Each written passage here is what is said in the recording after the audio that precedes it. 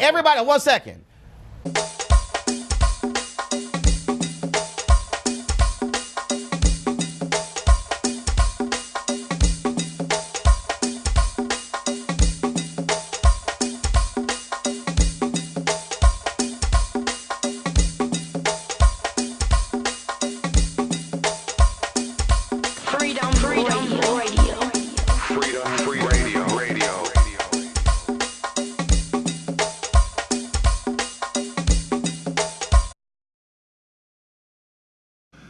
If that young brother and young sister was alive and they came to that group of people or what have you, and they said, hey, you know what, I'm having some issues, you know what I'm saying, at the restaurant.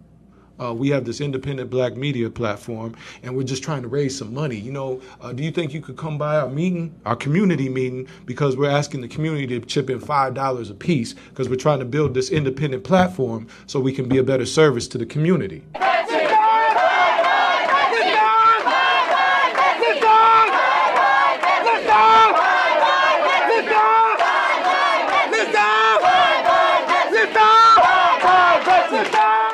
Being shot in cold blood.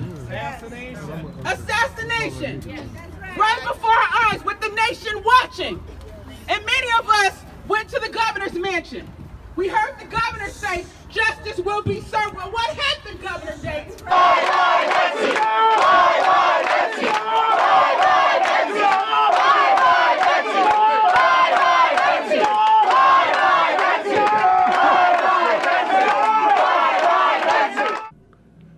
How many of those people that respond in death show up in life?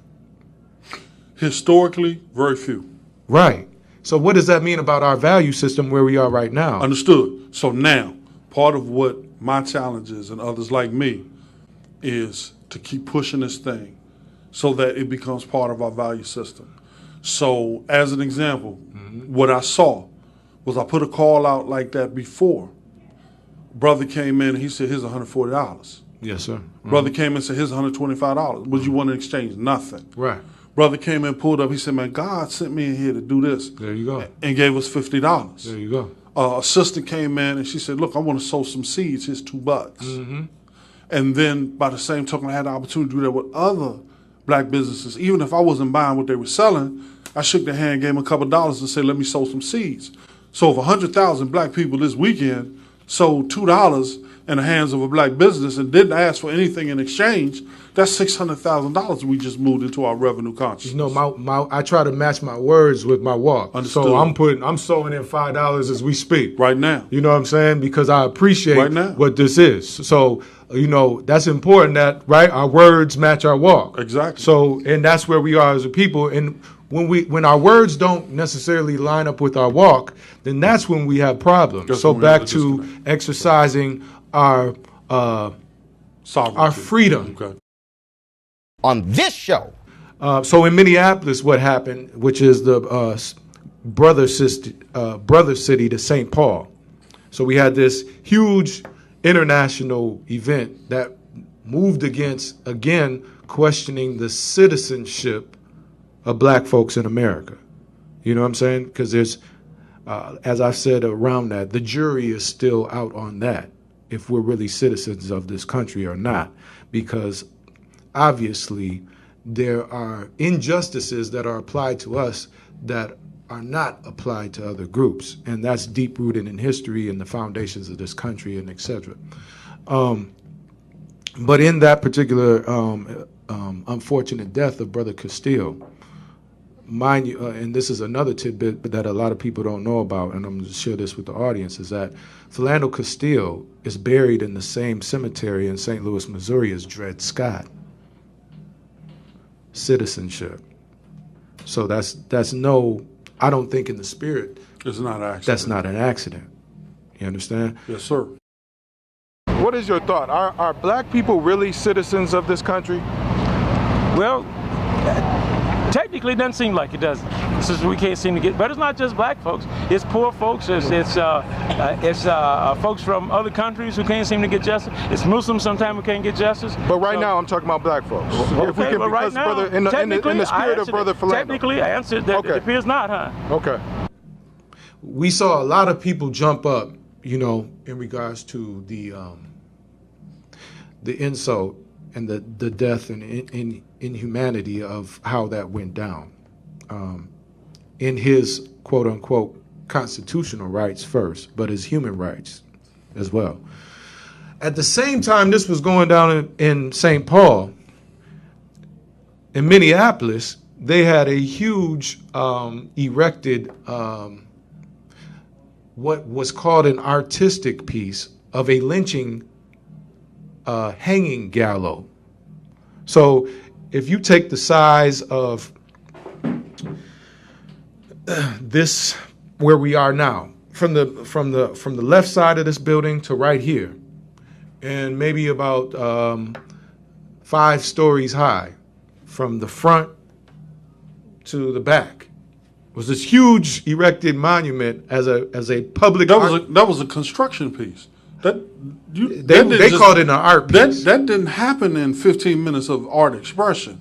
No, this was a constructed piece. I mean, we're talking about cement, steel, and wood grounded in the foundation of a in the Minneapolis Park and Recreation land, which was also shared by a institution called the Walker Art Center. Gotcha. So anyway, this is what happened.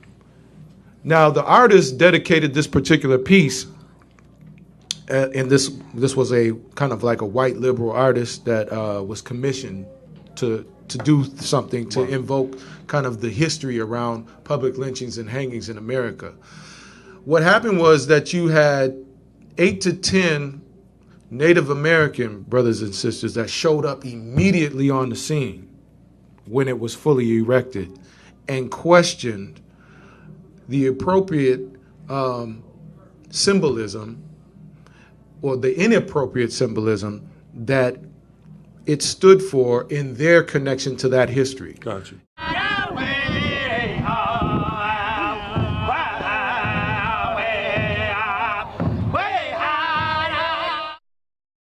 Samuel Wounded Knee. I'm from the Crow Creek Dakota Nation in South Dakota, and we are the descendants of the men who got hung off of that replica scaffold.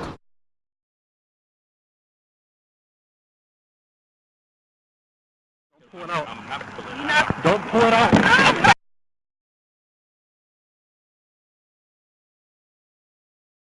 We as black folks know that lynching and public hanging is all connected to us in every sense of the word. And it was amazing that we had this particular thing that happened in Minneapolis at the same time of the Philando Castile verdict go down. And you know what happened? None of the black folks in the city of Minneapolis showed up to speak publicly around anything around this particular symbolism in this city, where black folks are running for mayor. They're on the school board, they're on the city council, they're in all different levels of leadership, you know what I'm saying? And none of us showed up to speak around those issues. Now, there's been a lot of concerns about, nooses being hung at the African American History Museum in D.C., correct? Right. Well, new at 11 tonight, it's happened again. A symbol of hate found inside the National Museum of African American History and Culture in D.C. The Smithsonian says a noose was discovered at an exhibit on segregation between 1786 and 1968. It's one of the most popular destinations on the National Mall.